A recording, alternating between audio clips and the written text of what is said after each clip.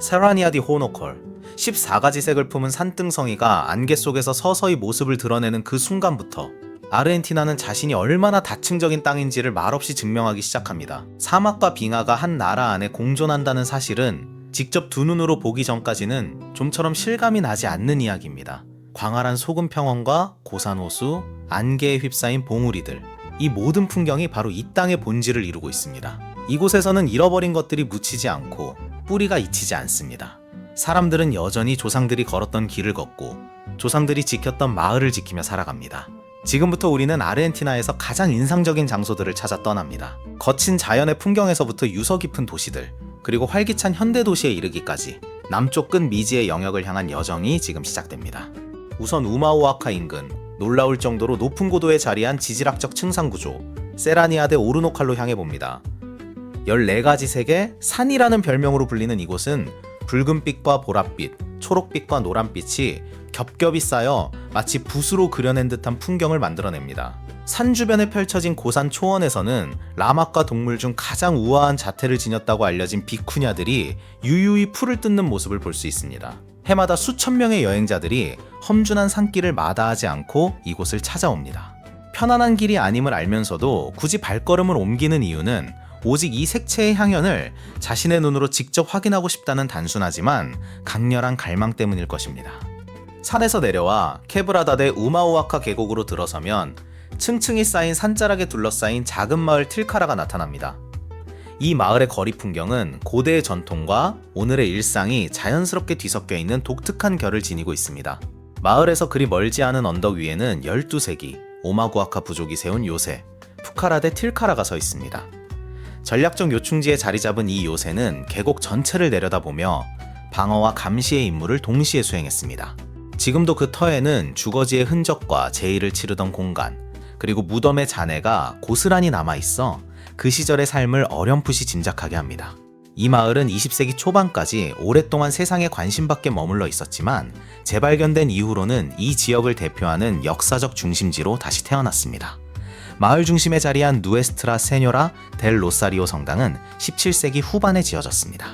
흙을 다져 쌓아 올린 벽과 2개의 종탑을 지닌 이 성당은 신기하리만치 주변 산세와 하나로 어우러져 마치 오래전부터 그 자리에 있었던 것처럼 자연스러운 풍경을 이룹니다. 틸카라에서 남쪽으로 약 11km 떨어진 곳에는 18세기에 세워진 옛 역참 포스타데 오르니오스가 남아있습니다.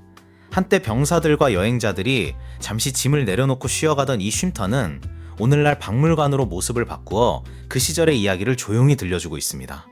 이제 여정은 남쪽 끝 로스 글라시아레스 국립공원 안에 자리한 페리토 모레노 빙하로 이어집니다. 길이만 약 30km에 달하는 이 거대한 얼음의 강은 아르헨티나 호수를 향해 끊임없이 밀려 내려옵니다. 세계 여러 빙하들이 점점 뒤로 물러나고 있는 지금, 이 빙하는 여전히 앞으로 전진하고 있다는 사실만으로도 특별한 존재로 여겨집니다. 하루에 약 2m씩 움직인다고 알려져 있는데 그 속도를 눈으로 직접 확인하는 순간 자연의 시간이 인간의 시간과는 얼마나 다르게 흐르는지를 새삼 깨닫게 됩니다. 호수면 위로 70m 높이까지 솟아오른 얼음벽은 눈 덮인 안데스 산맥과 울창한 숲에 둘러싸여 있습니다. 오랜 세월 눌리고 다져진 눈의 층들은 이 빙하만의 독특한 푸른빛을 만들어냈습니다. 용기를 낸다면 카누를 타고 그 거대한 얼음벽 가까이까지 다가갈 수도 있고 보트 투어를 이용하면 빙하 전체의 웅장한 규모를 한눈에 담을 수도 있습니다. 배가 얼음벽에 가까이 다가가 잠시 멈춰서는 순간 방문객들은 거대한 얼음 덩어리가 굉음과 함께 갈라져 호수로 떨어지는 광경을 목격하게 됩니다. 많은 사람들이 이 한순간을 보기 위해 몇 시간이고 자리를 지키며 기다립니다. 그 기다림이 지루하지 않은 이유는 자연이 만들어내는 이 찰나의 붕괴가 그 어떤 인공적인 장관보다도 압도적이기 때문일 것입니다. 이곳에는 전망대도 마련되어 있어 보다 안전한 자리에서 풍경의 세세한 결을 차분히 감상할 수 있으며 모든 동선은 남녀노소 누구나 무리 없이 즐길 수 있도록 세심하게 설계되어 있습니다. 살타주로 넘어가면 붉은 암벽과 깊은 협곡이 인상적인 자연의 걸작 케브라다데 라스콘차스가 기다리고 있습니다. 이 지역은 칼차키 계곡 지질대의 일부로 서로 다른 지질시대에 형성된 다양한 암석 구조들이 한자리에 모여 있습니다. 그중 라스카스티오스라 불리는 형상은 성체를 닮은 외형 때문에 그런 이름을 얻었는데 수평으로 쌓인 지층이 오랜 세월 침식을 겪으며 지금의 독특한 실루엣을 갖추게 되었습니다. 협곡 안에 우뚝 솟은 엘 오벨리스코는 높이 약 26m에 달하는 자연이 빚어낸 돌기둥입니다. 라 강간타 델 디아블로는 좁고 깊게 파인 암벽 틈으로 그 독특한 형태만으로도 시선을 사로잡습니다. 오랜 침식이 만들어낸 구멍들 덕분에 이름 붙여진 라스 벤타노스, 즉 창문들, 흔 협곡의 시각적 매력을 한층 더해주는 요소입니다. 그리고 개구리를 닮았다 하여 엘 사포라는 이름을 얻은 또 다른 암석 형상은 침식이 얼마나 예상치 못한 모양을 빚어낼 수 있는지를 보여주는 생생한 사례입니다. 네오켄주로 발걸음을 옮기면 약 60m 높이에서 쏟아져 내리는 아그리오 폭포를 만나게 됩니다. 살토 델 아그리오라는 이름은 이 폭포를 이루는 강물의 산성 성분에서 비롯되었습니다. 폭포수를 공급하는 아그리오 강은 특유의 광물 성분으로 인해 주변 암석의 색을 눈에 띄게 변화시켰습니다. 선명한 색채와 고요한 분위기가 어우러진 이 폭포는 잠시 걸음을 멈추고 머무를 만한 가치가 충분한 장소입니다. 다시 북쪽으로 올라가면 수백만 년에 걸친 화산 활동과 증발작용이 빚어낸 얼어붙은 호수 같은 풍경, 살리나스 그란데스가 펼쳐집니다. 3,000제곱마일이 넘는 면적을 자랑하는 이곳은 세계에서 손꼽히는 규모의 소금 평원 가운데 하나입니다. 새하얀 표면 위에는 원뿔 모양으로 정갈하게 쌓인 소금 더미들이 곳곳에 자리 잡고 있는데, 이는 지역 공동체가 오랜 세월 전해 내려온 전통 방식으로 직접 채취한 결과물입니다. 소금 표면에는 증발을 촉진하기 위해 좁은 수로가 파여 있고, 물이 증발하면서 소금은 표면 위에 가느다란 결을 남깁니다. 이곳에서 발견되는 둥근 푸른빛 웅덩이들은 현지에서 오호스 델 살라르, 즉 소금 평원의 눈이라 불립니다. 이 소금으로 뒤덮인 대지는 연중 내내 수많은 방문객을 맞이하며 가이드 투어를 통해 여행자들은 풍경뿐 아니라 이 지역에 깃든 문화적 전통까지 함께 이해할 수 있습니다. 인근 도시들에서 접근이 용이한 덕분에 이 지역은 많은 이들이 즐겨 찾는 여행지로 자리 잡았습니다. 남쪽 파타고니아로 다시 눈을 돌리면 세 개의 웅장한 봉우리에 둘러싸인 빙하호, 라구나 데 로스트레스가 있습니다. 마지막 빙하기에 형성된 것으로 알려진 이 호수는 가장 높은 곳에 라구나 데 로스트레스가, 그보다 조금 낮은 곳에는 더 짙은 빛깔의 라구나, 수시아가 자리 잡고 있습니다. 사계절 내내 이곳을 찾는 모험가들의 발길이 끊이지 않는데, 이는 이 독특한 풍경을 마주하고자 하는 갈망이 계절을 가리지 않기 때문일 것입니다. 그 뒤편으로는 아르헨티나와 칠레의 국경을 따라 솟아있는 피츠로이 산이 자리하고 있습니다. 정상이 구름에 가려지는 일이 잦아 테우엘체 부족은 이 산을 연기나는 산이라 불렀습니다. 화강암으로 이루어진 표면과 시시각각 변하는 날씨는 이 산을 오르는 일을 한층 더 험난하게 만듭니다. 오늘날에도 이 웅장한 산은 자연을 사랑하는 이들의 마음속에 특별한 자리를 지키고 있습니다. 다시 우마우아카로 돌아가 보겠습니다. 해발 약 3,000m에 자리한 이 작은 마을은 지금까지도 옛 모습을 고스란히 간직하고 있습니다. 마을 풍경 위로는 독립영웅 기념비가 우뚝 솟아 자유를 위해 싸운 이들을 기리고 있습니다. 기념비 꼭대기에는 원주민 전사의 청동상이 세워져 있어 마주할 때마다 깊은 인상을 남깁니다. 그 곁에는 16세기에 세워진 감시탑, 산타 바르바라 탑이 자리하고 있습니다. 거대한 선인장들 사이에 우뚝 선 이 탑은 한때 독립투쟁 시기에 무기고로 쓰였으며 지금은 여행자들이 즐겨 찾는 명소가 되었습니다. 카빌도 데 우마우아카 역시 스페인 식민시대로 거슬러 올라가는 또 하나의 유서 깊은 건물입니다. 매일 정오가 되면 시계탑 안에서 산 프란시스코 솔라노 성인의 조각상이 모습을 드러내며 사람들을 맞이하는데, 이 순간은 현지 주민들에게도 이곳을 찾은 여행자들에게도 소중히 기억되는 시간입니다. 산후안주로 이동하면 2000년에 유네스코 세계유산으로 등재된 이시구알라스토 주립공원이 있습니다. 현지인들이 달의 계곡이라 부르는 이 땅은 기묘한 암석 형상들로 잘 알려져 있습니다. 그중 가장 상징적인 형상은 버섯을 닮은 바위, 엘옹고입니다. 위쪽의 단단한 암석층이 아래쪽의 부드러운 층보다 훨씬 느리게 침식되면서 지금의 독특한 형태를 갖추게 되었습니다. 또 다른 흥미로운 지점, 칸차데 보차스는 공원 안에서도 가장 신비로운 장소 가운데 하나로 꼽힙니다. 놀라울 만큼 동그란 돌들이 이 메마른 땅 위에서 기이한 풍경을 이루고 있습니다. 아르헨티나가 품고 있는 수많은 자연의 경이 가운데서도 이곳은 실로 독보적인 자리를 차지하고 있습니다. 남쪽 끝 티에라 델 푸에고 지역에는 오호 델 알비노 빙하가 물을 대는 빙하호 라구나 에스메랄다가 자리하고 있습니다. 이 호수는 시에라 알베아르 산맥의 눈 덮인 봉우리들에 둘러싸여 있으며 고운 빙하 퇴적물이 물과 섞이면서 만들어내는 청록빛 색채로 특히 유명합니다. 탐방로는 강줄기를 따라 이어지는 넓은 계곡을 가로지르며 마지막 구간에서는 고도가 점차 높아지며 호수의 전경이 눈앞에 펼쳐집니다. 겨울이면 호수는 전체 혹은 일부가 얼어붙고 눈으로 뒤덮이는데 이런 순간을 담기 위해 자연 사진 작가들도 여행자들도 이곳을 찾아옵니다. 후후이 주로 돌아가면 안데스 산기슭에 자리한 마을 푸르마마르카가 있습니다. 흙벽돌로 지은 집들과 테라코타 지붕이 메마른 대지와 절묘한 대비를 이룹니다. 마을 바로 곁에는 7빛깔 언덕이라는 이름으로도 알려진 세로데 로스시에테, 콜로레스가 자리하고 있는데 층층이 쌓인 선명한 색채로 단연 눈길을 사로잡습니다. 이 언덕의 다채로운 색층은 수백만 년에 걸친 지질작용의 결과이며 오랜 시간 다양한 광물이 서서히 쌓이면서 지금의 색채를 만들어냈습니다. 철분과 구리 같은 성분들은 대지의 붉은빛에서 라벤더빛에 이르는 색조를 입혔습니다. 하루의 빛이 변할 때마다 언덕의 색깔도 함께 변하니 풍경은 늘 새롭고 생동감 있게 다가옵니다. 마을 중심 광장 주변에 자리한 시장에는 활기와 색채가 가득합니다. 좌판마다 손으로 짠 직물과 양모 판초, 지역 특산 수공예품들이 넉넉히 진열되어 있습니다. 소박하지만 특별한 시골 마을의 정취를 느끼고 싶다면 푸르마마르카야말로 바로 그런 곳일지 모릅니다. 이제 여정은 아르헨티나와 브라질의 국경에 걸쳐 있는 자연의 경이 이과수 폭포로 향합니다. 약 2.7km에 걸쳐 이어지는 이 폭포는 크고 작은 폭포 약 300개로 이루어져 있습니다. 그중 가장 압도적인 지점은 U자 형태의 악마의 목구멍입니다. 모든 물줄기가 좁은 협곡으로 쏟아져 내리고 물이 떨어지는 순간 짙은 물 안개가 주변을 가득 뒤덮습니다. 햇빛이 그 안개와 만나는 순간 무지개가 피어오릅니다. 방문객들은 1.1km에 이르는 산책로를 따라 걸으며 폭포의 정상까지 다다를 수 있습니다. 82m 높이에서 쏟아지는 물줄기는 하늘로 솟구치는 물안개와 함께 웅장한 굉음을 만들어냅니다. 이 광경을 보지 않고서는 아르헨티나를 떠났다고 말하기 어려울 정도입니다. 남아메리카 대륙의 가장 남쪽 끝, 아르헨티나와 칠레 사이에 자리한 비그레협으로 이어집니다. 이 수로는 약 240km에 걸쳐 뻗어 있으며 작은 섬들에 둘러싸여 있습니다. 그중 한 섬에는 붉고 흰 외관을 지닌 레클레르 등대가 서 있는데 그 역사는 1920년까지 거슬러 올라갑니다. 등대 주변의 암석지대는 다양한 동물들의 자연 서식지 역할을 하고 있습니다. 검은 등과 흰 가슴이 특징인 가마우지들은 이 바위 위에 촘촘히 무리를 지어 서식하고 있으며 남아메리카 물개들 역시 이 바위투성이 해안에서 한가로이 휴식을 취하는 모습을 종종 볼 수 있습니다.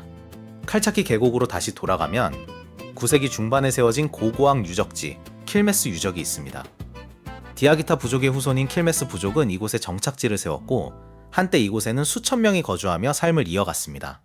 이들은 17세기 말까지 이 지역을 굳건히 지켜냈습니다. 한때 저항의 땅이었던 이곳은 19세기에 이르러 다시 세상의 모습을 드러냈습니다.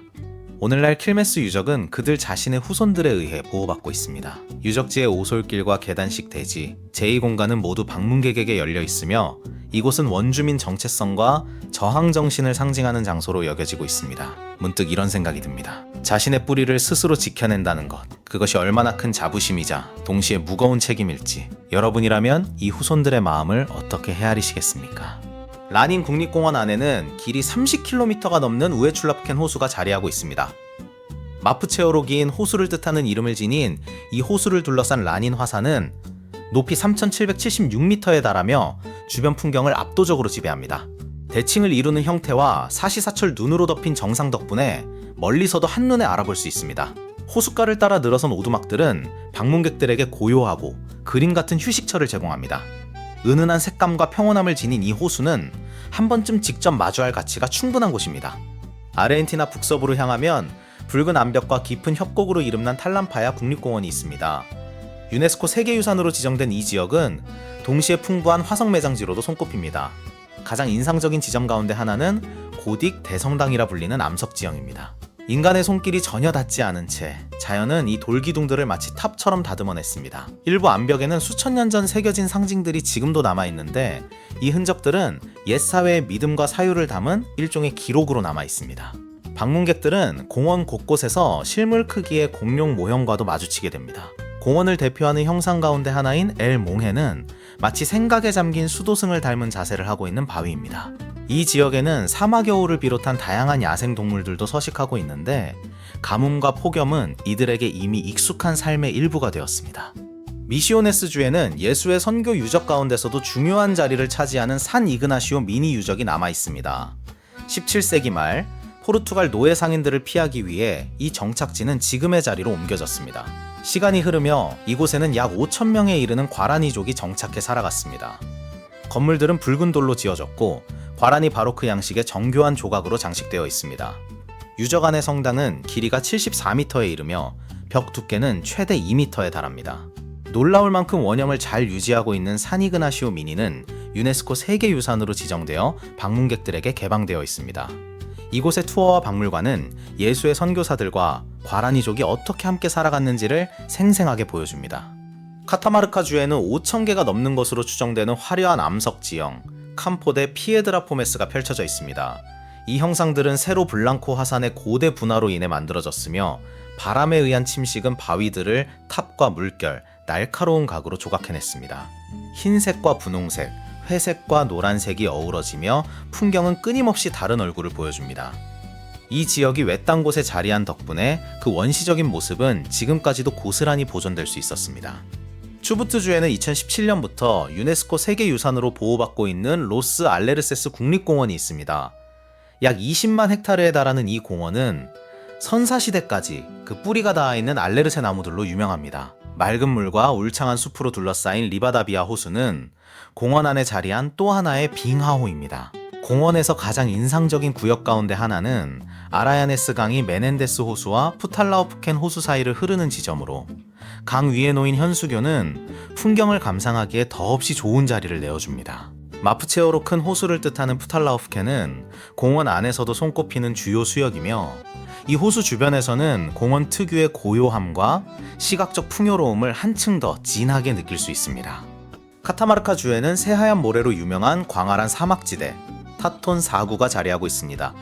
이 드넓은 지역은 사륜구동 차량으로 천천히 조심스럽게 둘러보기에 적합한 곳입니다. 외딴 위치 덕분에 자연 그대로의 풍경과 고요함이 지금까지 고스란히 지켜져 왔으며 타톤 4구는 아르헨티나에서도 가장 이색적인 자연의 한 조각으로 손꼽힙니다.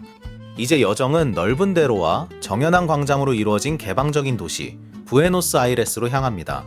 워낙 넓은 도시라 모든 구석을 다 보여드릴 수는 없지만 그 중에서도 가장 인상적인 장소들을 함께 짚어보겠습니다. 폭과 구조면에서 도시에서 가장 인상적인 대로는 아베니다 구데 훌리오입니다. 이 대로 위에 자리한 오벨리스크는 도시를 상징하는 대표적인 건축물 가운데 하나로 1936년에 세워진 이래 수많은 역사적 순간을 지켜봐 왔습니다. 그리 멀지 않은 곳에 자리한 콜론 극장은 뛰어난 음향과 건축미로 세계적인 명성을 얻었습니다. 도시에서 가장 유명한 장소 가운데 하나로는 레콜레타 묘지도 빠질 수 없습니다. 1822년에 조성된 이곳은 묘지라기보다는 야외미술관에 가까운 인상을 줍니다. 유럽에서 들여온 돌로 지어진 네오고딕 양식과 아르데코 양식의 무덤들이 늘어서 있어 걷는 내내 감탄이 이어집니다. 이 도시에서 가장 오래된 성당 가운데 하나인 누에스트라 세뇨라 델 필라르 성당은 바로 이 묘지 곁에 자리하고 있습니다. 흰색 외벽과 하나뿐인 종탑을 지닌 이 성당은 소박한 식민지 양식으로 지어졌으며 그 건축 시기는 묘지보다 훨씬 앞선 시대로 거슬러 올라갑니다. 우니다스 나시오네스 광장에 자리한 꽃 모양 조형물은 도시에 특별한 활기를 더해줍니다. 해가 뜨고 지는 흐름에 따라 스스로 열리고 닫히는 강철 조형물 플로랄리스 헤네리카는 부에노스아이레스의 현대적인 얼굴을 보여줍니다. 2002년에 제작된 이 작품은 기술과 자연이 하나로 어우러진 상징으로 여겨집니다. 미트레 광장에 자리한 바르톨로메 미트레 기념비는 1927년에 세워졌습니다. 미트레의 기마상과 그 주변을 둘러싼 카라라 대리석 조각상들은 미덕과 화합의 이상을 형상화하고 있습니다. 부에노스아이레스 레티로 지구에 자리한 모누멘탈 타워는 유서 깊은 시계탑입니다. 아르헨티나 독립기념을 축하하며 영국 공동체가 기증한 이 건물은 붉은 벽돌 외벽과 녹색 구리 돔으로 눈길을 사로잡습니다. 도심에서 멀지 않은 곳에는 350헥타르 규모의 코스타네라, 수루 자연보호구역이 자리해 산책과 탐조를 즐기기에 더없이 좋은 장소를 제공합니다. 팔레르모 지구에 자리한 트레스 데 페브레로 공원은 400헥타르에 이르며 이 공원 안에는 대규모 장미정원 엘 로세달이 자리하고 있습니다.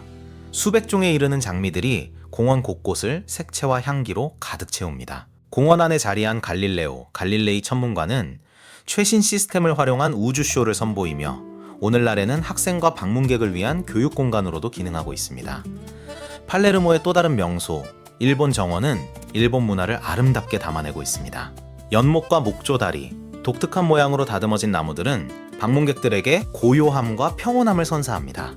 항구 지역에 자리한 푸엔테 데 라 무에르 다리는 회전이 가능한 하얀 보행자용 다리로 단순하면서도 우아한 선으로 부에노스아이레스를 대표하는 현대 건축물 가운데 하나로 자리매김했습니다. 라보카 지구에 자리한 카미니토는 색채가 넘치는 거리 박물관입니다. 탱고 공연과 수공예품 시장, 그리고 화려한 색감이 어우러져 이곳만의 생동감 넘치는 분위기를 만들어냅니다. 강변에 자리한 티그레 미술관 역시 역사적인 예술박물관으로 신고전주의 양식의 외관과 널찍한 테라스가 방문객들에게 우아한 분위기를 선사합니다. 골목 하나하나마다 서로 다른 이야기를 품고 있는 이 도시는 한번 발을 들이면 좀처럼 잊히지 않는 기억으로 남을지도 모릅니다. 바릴로체로 향하면 지역 석재와 삼나무로 지어진 산 에두아르도 소성당이 있습니다. 산장의 소박한 미감과 네오고딕 양식의 요소가 절묘하게 어우러진 이 성당은 높은 곳에 자리한 덕분에 넓게 트인 전망을 누리는 이점을 지니고 있습니다. 멘도사에서는 라스쿠에바스 강을 가로지르는 약 50m 길이의 다리 푸엔테 델 잉카를 만날 수 있습니다. 현지 전설에 따르면 이 다리는 잉카의 전사들이 돌로 변하면서 생겨났다고 전해집니다. 오랜 세월 동안 스며든 광물 성분은 이 구조물에 노란빛과 주황빛, 초록빛을 입혔습니다. 다리와 그 주변은 보호받는 자연유산으로 지정되어 있으며 신비로운 형태와 화려한 색채, 그리고 독특한 전설은 지금도 많은 방문객의 발길을 이끌고 있습니다. 마지막으로 향하는 곳은 아르헨티나 남부, 파타고니아 해안에 자리한 도시 푸에르토 마드린입니다.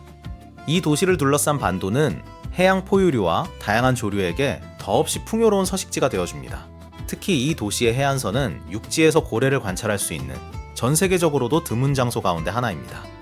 늦가을부터 겨울에 이르는 시기, 이 거대한 존재들은 유독 자주 이 바다를 찾아옵니다.